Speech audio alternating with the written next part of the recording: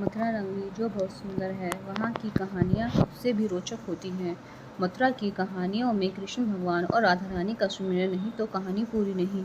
इसी तरह मथुरा में एक संत रहते थे। उनका प्रेम राधा रानी और कृष्ण से था। उनका मन इन्हीं में लगा रहता था और उनके बहुत से शिष्य थे। उन्हीं में से एक सेठ तोताराम भी थे। तोताराम का लंबा चौड़ा कारोबार था। वे कारोबार के सिलसिले में दूर दूर की यात्राएं किया करते थे। एक बार वे कारोबार के सिलसिले में कन्नौज गए। कन्नौज अपने खुशबूदार इत्रों के लिए प्रसिद्ध है। उन्होंने इत्र की एक महंगी शीशी संत को भेंट करने के लिए खरीदी। सेठ तोताराम कुछ दिनों बाद काम खत्म होने पर वापस मथुरा लौटे। अगले दिन वे संत की कुटिया पर उनसे मिलने गए। संत कुटिया में नहीं थे। पूछा तो जवाब मिला कि यमुना किनारे गए हैं स्नान ध्यान के लिए। तोताराम घाट की तरफ चल दिए। देखा कि संत घुटनों भर पानी में खड़े यमुना नदी में कुछ देख रहे हैं और मुस्कुरा रहे हैं।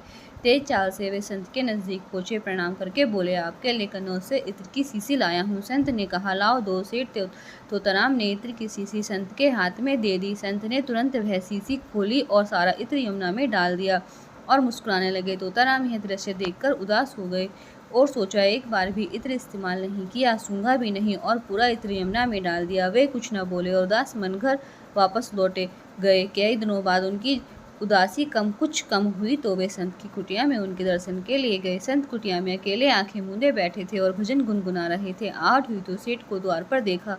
प्रसन्न होकर उन्हें पास बुलाया और कहा, उस दिन तुम्हारा इत्र बड़ा काम कर गया।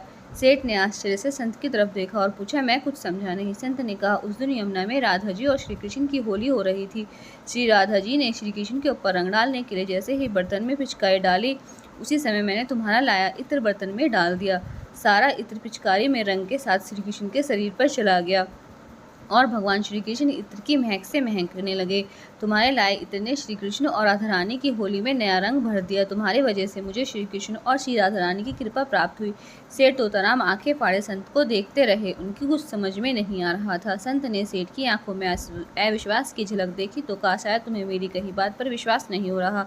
जाओ मथुरा के सभी श्री कृष्ण राधा के मंदिरों के दर्शन कर आओ, फिर कुछ कहना। सेठ तोताराम मथुरा में स्थित सभी श्री कृष्ण राधा के मंदिर में गए और उन्हें सभी मंदिरों में श्री कृष्ण राधा की मूर्ति से अपने इत्र की महक आती प्रतीत हुई। सेठ तोताराम का इत्र श्री कृष्ण और श्री राधा रानी ने स्वीकार कर लिया था। वे संत की कुटिया में वापस लौटे और संत के चरणों में गिर पड़े। सेठ की आंखों से आंसू की धार बह निकली और उसे संत जी का अधिकार मालूम हुआ। संत की आंखें भी प्रभु श्री कृष्ण की याद में गीली हो गईं। इसलिए सदैव ध्यान रहे कि संत महात्मा भले ही हमारे जैसे दिखते हों रहते हों, लेकिन वे हर वक्त ईश्वर में मन लगाए रहते हैं। हम जैसों के लिए यह अधिकार तब प्राप्त होगा जब हमारी भक्ति बढ़े, नाम स्मरण बढ़े। धन्यवाद।